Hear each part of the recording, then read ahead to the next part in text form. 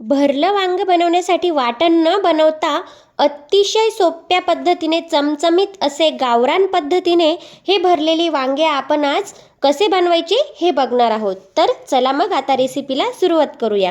नमस्कार मैत्रिणींनो, मी माधुरी बागुल, माधुरीज किचनमध्ये आपणा सर्वांचे मनापासून स्वागत आहे. मैत्रिणींनो, आज आपण भरल्या वांग्याची भाजी बघणार आहोत. तर मी अतिशय सोप्या पद्धतीने आणि गावरान पद्धतीने ही चटकदार आणि चमचमीत अशी ही भाजी सांगणार आहे. तर यासाठी आपल्याला जास्त मसाले न वापरता फक्त आपला घरगुती काळा मसाला वापरून ही भाजी बनवायची आहे. कारण काय होतं ना, आपण नेहमी बाहेरचे मसाले जास्त वापरतो, जसे की गरम मसाला, कांदा लसूण मसाला. पण काही भाज्यांमध्ये हे मसाले न वापरता फक्त आपला घरगुती जो काळा मसाला असतो तो वापरला तरीसुद्धा आपली भाजी ही अप्रतिम लागते. कारण बाहेरचे मसाले जास्त प्रमाणात वापरल्यामुळे आपल्या भाजीची जी अस्सल चव असते ना, ती येतच नाही. फक्त त्या मसाल्यांचा स्वाद लागतो. म्हणूनच आपण दुसरे कोणतेही मसाले न टाकता एकच घरगुती काळा मसाला वापरून ही भाजी बनवणार आहोत. चला मग आता भरली वांगी बनवायला सुरुवात करूया.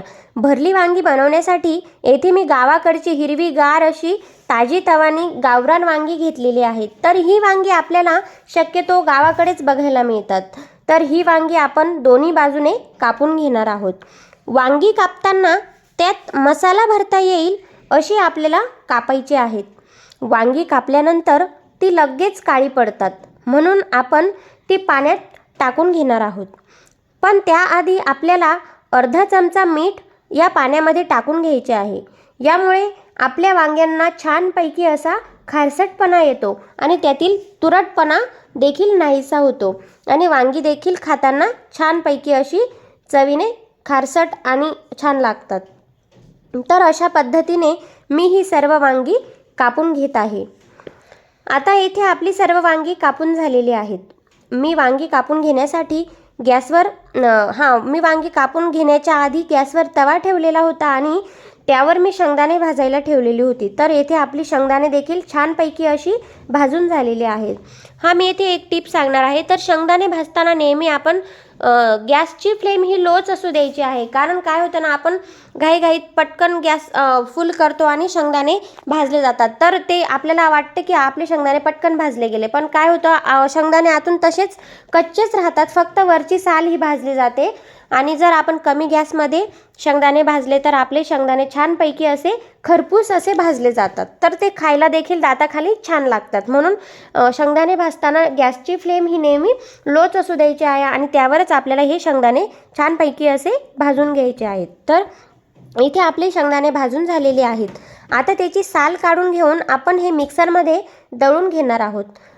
यात आपण 4 ते 5 लसणाच्या पाकळ्या टाकणार आहोत. जास्त काही टाकायचे नाही, फक्त लसणाच्या पाकळ्या टाकून घेणार आहोत आणि दोन्ही सोबतच दळून घेणार आहोत. शेंगदाणे जास्त बारीक न करता थोडे जाड बारीक ठेवायचे आहेत. आता एका प्लेटमध्ये शेंगदाण्याचे कूट घेतले. त्यात 2 चमचा घरगुती मी काळा मसाला टाकलेला आहे आणि चवीनुसार मीठ टाकून घेतले. नंतर ते थोडे मिक्स केले आणि त्यात 1 ते 1.5 चमचा तेल टाकून घेणार आहोत. तर बरेच जण काय करतात, यात तेलाच्या ऐवजी पाणी टाकतात. तर मी येथे पाणी न टाकता तेल टाकलेले आहे आणि पुन्हा एकजीव करून घ्यायचे आहे. आणि आता आपली ही सर्व वांगी एक एक करून भरून घेणार आहोत. यामध्ये मी तुम्हाला एक सांगायची विसरलीच, यात आपण कोथिंबीर टाकू शकतो. तर ती माझ्याकडून स्किप झाली. तर तुमच्याकडे जर कोथिंबीर अवेलेबल असेल तर तुम्ही यात ती घालू शकतात. नाही टाकली तरी काही प्रॉब्लेम नाही, चालेल. जर असली तर घालू शकतात. आता आपण ही सर्व वांगी एक एक करून ही भरून घेत आहोत. जेवढा मसाला बसेल तेवढा आपल्याला यात दाबून भरून घ्यायचा आहे आणि अशा प्रकारे मी ही सर्व वांगी भरून घेत आहे. तर येथे सर्व वांगी आपली भरून झालेली आहेत. गॅसवर मी हंडी ठेवली आणि त्यावर त्यात तेल टाकून घेतलेले आहे. आता मी ही हंडी नवीनच घेतलेली आहे. तर बरेच जण म्हणतात की ॲल्युमिनियमच्या भांड्यात जेवण बनवलेले चांगले नसते, म्हणून मग मी आता खूप जणांचे सल्ले ऐकून ही पितळाची हंडी घेतलेली आहे. तर आज मी पहिल्यांदाच या हंडीमध्ये भाजी बनवत आहे. तर मी येथे हंडी घेतली आणि त्यात तेल टाकून घेतलेले आहे 2 चमचे. तर मी येथे तेल जास्त नाही टाकले, कारण आपण जेव्हा मसाला बनवला त्यातसुद्धा आपण 1 ते 1.5 चमचा तेल टाकलेले होते, म्हणून येथे मी 2च चमचे तेल टाकलेले आहे. तेल थोडे गरम झाले की त्यात आपण वांगी टाकून घ्यायची आहेत. वांगी नंतर आपल्याला 2 मिनिटांनी उलट करून घ्यायचे आहेत आणि जास्त घाई न करता सावकाश करायचे आहेत, कारण त्यामुळे आपला जो वांग्यांमधला मसाला असतो ना तो तसाच राहतो. वांगी उलट झाल्यानंतर मी येथे 2 ते 3 मिनिटे झाकण ठेवून घेतलेले आहे आणि पुन्हा ती वांगी आपल्याला उलट करून घ्यायची आहेत. नंतर मी यात अर्धा तांब्या इतके पाणी टाकून घेतलेले आहेत आणि पुन्हा झाकण ठेवून घेतले आहे. नंतर 5 ते 7 मिनिटांनंतर झाकण उघडले आणि वांगी उलटसुलट करून घेतले. यात आपला रस्सा देखील उकळत आहे आणि पुन्हा झाकण ठेवले. आपली वांगी शिजत आहेत तोपर्यंत मी येथे एका गॅसवर पोळ्या करून घेत आहे. पोळ्या करताना मी तुम्हाला इथे एक टिप सांगणार आहे. तर पोळ्या करताना मी नेहमी पोळ्यांचे जे चाळे बनवतो ना आपण, ते आधीच बनवून ठेवते. आपण गॅस चालू करण्याच्या आधीच ते बनवून ठेवते, कारण यामुळे काय होतं, आपल्या गॅसची बचत देखील होते आणि पोळ्यासुद्धा अशा झटपट होतात. त्यामुळे मी येथे हे चाळे नेहमीच आधीच बनवून घेते. तर येथे मी पुन्हा भाजी चेक करून घेत आहे. छानपैकी असा रस्सा आपल्या भाजीला आलेला आहे आणि आता मी पुन्हा झाकण ठेवून घेत आहे. आता इथे आपल्या सर्व पोळ्या बनवून झालेल्या आहेत आणि आपली भाजी देखील इथे शिजली गेलेली आहे. तर भाजी शिजली की नाही हे आपण कसे चेक करणार, तर वांग्याची भाजी नेहमी चेक करताना वांग्याच्या देठला आपण हात लावून बघायचा आहे. तर ते दाबून बघायचे आहे. जर ते पूर्णपणे दाबले गेले तर समजायचं की आपली वांग्याची भाजी ही पूर्णपणे शिजली गेलेली आहे.